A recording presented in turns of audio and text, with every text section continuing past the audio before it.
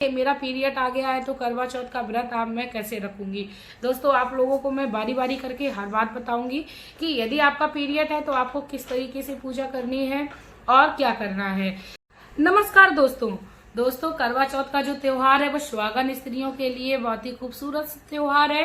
इस त्योहार का जो इंतजार है सुहागन स्त्रियां बहुत ही प्रेम से करती हैं और बहुत ही धूमधाम से मनाती हैं। इसके साथ ही दोस्तों आज मैं वीडियो में ये बताऊंगी कि कई सारी मेरी माताओं बहनों का ये प्रश्न रहता है कि पीरियड धर्म के दौरान क्या उन्हें पूजा करनी चाहिए, कौन सी ऐसी सावधानियां हैं जो उन्हें करनी है या कौन सी ऐसी पूजा है जो पीरियड के दौरान भी उनको करनी है।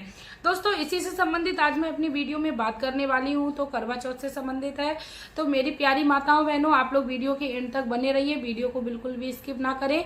दोस्तों वीडियो को शुरू करने से पहले मैं मेरे आराध्य श्री लक्ष्मी नारायण को मैं कोटि कोटि प्रणाम करती हूँ, मैं उनको कोटि कोटि नमस्कार करती हूँ। दोस्तों करवा चौथ पे ये मासिक धर्म आना कभी ना कभी ऐसा हो ही जाता है हर महिला के जीवन में, क्योंकि मासिक धर्म की जो क्रिया है वो प्रभु ने यदि स्टार्ट की है तो वो हर महिला के साथ है। कोई एक ऐसी महिला नहीं है जिसके साथ स्पेशल होती हो। तो आप लोग इसकी बिल्कुल भी चिंता ना करें, अपने जीवन में इसका कोई दुख ना मनाए कि ये मेरा पीरियड आ गया है तो करवा चौथ का व्रत आप मैं कैसे रखूंगी। दोस्तों आप लोगों को मैं बारी बारी करके हर बात बताऊंगी कि यदि आपका पीरियड है तो आपको किस तरीके से पूजा करनी है और क्या करना है। सबसे पहले बात आती है कि पीरियड धर्म के दौरान उनको बाल कब धोने चाहिए। दोस्तों पीरियड के दौरान हर महिला को तीसरे दिन, 5वें दिन या 7वें दिन बाल धो लेने चाहिए, क्योंकि मासिक धर्म में 7 दिनों का विचार किया जाता है। यदि कोई माता की पूजा होती है तो 5 दिन, यदि आप सही हो जाते हो तो 5 दिन में आप अपने बालों की शुद्धि करके आप धो सकते हो। ऐसे में आपको क्या करना है, यदि आपका 5वां दिन है तब तो आप अपने बालों को उसी दिन धो सकती हैं। कई सारे लोग क्या करते हैं, कहते हैं कि एक दिन पहले हर सुहागन स्त्री को करवा चौथ के एक दिन पहले बाल धो लेने चाहिए। बिल्कुल एक दिन पहले ही बाल धोने चाहिए, या किसी कारणवश या भूल गई है नहीं धो पाए तो आपको चिंता नहीं है करनी है, आप सूर्योदय से पहले अपने बालों को धो लें। ठीक उसी प्रकार यदि किसी महिला का पीरियड है तो वह बिल्कुल भी चिंता ना करें, चाहे कोई सा भी दिन हो, आप करवा चौथ के दिन अपने बालों को आराम से धो सकती हैं। दोस्तों आपको बस ये याद रखना है कि सूर्योदय से पहले आप यदि बाल को धो ले तो अति उत्तम है। कई सारी बहनों का, माताओं का मेरा ये भी प्रश्न होता है कि पीरियड के दौरान क्या उनको व्रत करना है या नहीं। दोस्तों मैं आपको बता दूं कि यदि आप सालों से व्रत रहते चली आ रही या आप पहली बार भी व्रत रह रहे हो तो आपको व्रत अवश्य करना है। कई सारी मेरी बहनों का ये भी प्रश्न रहता है कि क्या पहली बार पीरियड में हो जाए उसके बाद पहली बार व्रत उठाना चाहिए।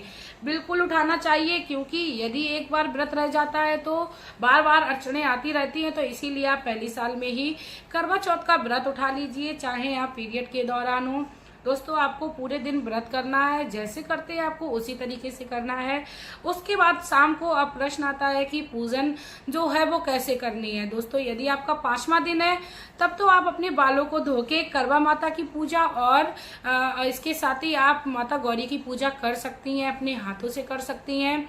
इसके बाद आपको क्या करना है, चंद्रदेव को आपको जल नहीं चढ़ाना है, अर्घ नहीं देना है और आपको भगवान शिव शंकर की भी पूजा नहीं करनी है। यदि आपके घर में पति कर दे तब तो बहुत ही अच्छी बात है, आप अपने पति से उस दौरान पूजा करा लीजिए, लेकिन गौरी माता की और आप करवा माता की पूजा आप स्वयं कर लीजिए।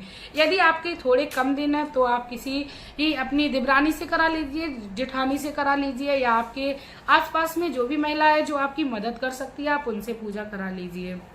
दोस्तों कई सारी मेरी माताओं बहनों का लास्ट में ये भी प्रश्न आ जाता है कि उन्होंने चंद्रदेव को तो जल नहीं दिया, अर्घ नहीं दिया, तो उनके पति को अब टीका कैसे करें या उनकी पूजा कैसे करें। तो मेरी माताओं बहनों को मैं यही सजेशन देना चाहूंगी कि आप अपने पतिदेव को आराम से तिलक करिए, चाहे आपका पीरियड का कोई सा भी दिन हो। आप अपने पति को बहुत ही प्रेम से करिए और जिस तरीके से आप करते हो उसी विधि से करिए। लेकिन दोस्तों आपको याद रखना है पूजन विधि के दौरान आपको किसी भी ऐसे स्पर्श में नहीं आना है जो पूजा से संबंधित है। इसके साथ आपको मैं बता दूं कि आपको कथा की जो पुस्तक होती है उसको भी नहीं छूना है। आप कई सारे लोगों के मैंने देखा है कि कैलेंडर में ही कथा लिखी होती है, तब तो ठीक है, उसको दूर से ही आप पढ़ लीजिए, या कोई कथा कह रहा हो तो आप वहां बैठकर उसको सुन लीजिए। इसके साथ ही मैं बता दूं काफी सारी लोगों का ये प्रश्न रहता है कि पीरियड के दौरान उन्हें श्रृंगार करना चाहिए। दोस्तों ये साल भर में एक बार त्योहार आता है और सुहागन स्त्रियों के लिए स्पेशल बताया गया है, तो आप इसको पूरे धूमधाम से मनाइए, पूरे 16 श्रृंगार में आप अपने करवा चौथ के व्रत को संपूर्ण करिए। इसके साथ ही मेरी माताओं बहनों का ये भी सजेशन रहेगा कि आप अपने हाथों में भर भर मेहंदी लगाइए, हाथ भर भर हाथ मेहंदी को लगाइए। इसके साथ ही आप अपने लाल जोड़े को भी पहनिए, चाहे आप पीरियड के दौरान हो। ऐसा नहीं है कि मेरी माताएं बहनें पीरियड के दौरान है तो वो तैयार नहीं होंगी या इधर उधर लेटी हैं, ऐसा बिल्कुल नहीं करना है। आपको पूरे धूमधाम से अपने त्योहार को मनाना है। इसके साथ ही अपने पति के सामने बहुत ही अच्छी उपस्थिति देनी है, आपको बिल्कुल दुल्हन की तरह उनके सामने सज के आना है। इसके साथ ही मैं बता दूं, कई सारे लोग ये कहते हैं कि पीरियड के दौरान ये चीजें, सुहाग की जो चीजें होती है उनको छूने से चीजें अशुद्ध हो जाती हैं। बिल्कुल नहीं है। यदि आपने पूरे दिन व्रत किया है उसके बाद आप अपने मांग में सिंदूर को भी लगाइए, पूरे श्रृंगार को करिए, कुछ भी चीज अशुद्ध नहीं होती है। माता गौरी का आशीर्वाद रहेगा। माता गौरी अपने बच्चों की समस्या को समझती हैं, क्योंकि हर महिला के सामने ये समस्या आती है तो हर महिला इसको आराम से कर सकती है। पूजा करने में आपको सिर्फ और सिर्फ यही तकलीफ है कि आप देवी देवता से संबंधित कोई पूजा ना करिए। बाद पीरियड के दौरान क्या करवा चौथ के दिन महिलाओं को भोजन बनाना चाहिए या पूजन की सामग्री बनानी चाहिए?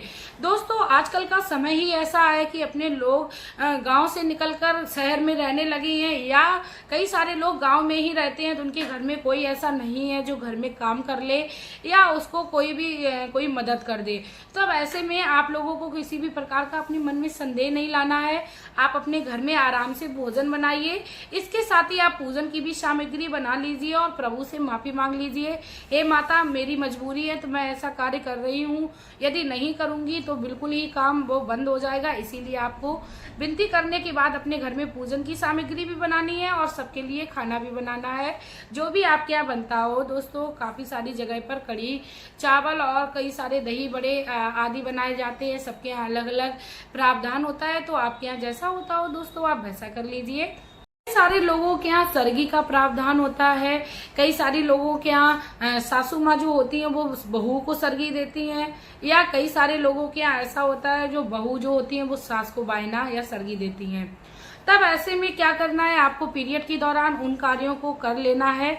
आपको अपने मन में कोई संदेह नहीं लाना है। आप अपने बायना जो सरगी बोलते हैं उसको भी अच्छे से करिए। इसके साथ ही दोस्तों मैं आपको बता दूं कि काफी सारे लोग कहते हैं कि उनके पति उनके घर पे नहीं है, वो बाहर है किसी काम के लिए।